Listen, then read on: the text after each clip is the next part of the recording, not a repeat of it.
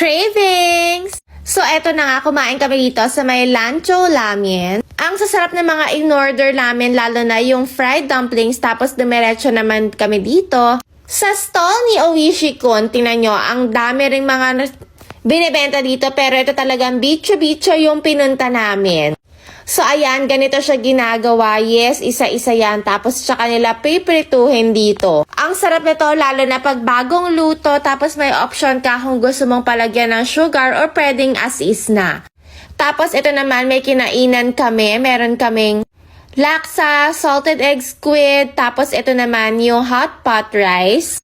Chicken and mushroom yan. Tapos, ito naman yung tumambay kami dito sa may Starbucks. Umorder lang kami ng mga pastries, tapos tong bread na to nagustuhan namin, kaya umorder kami ulit, pati na rin yung waffle. Tapos pumunta kami ng Landers. So eto, nag-ikot-ikot lang kami. Dumaan na rin ako dito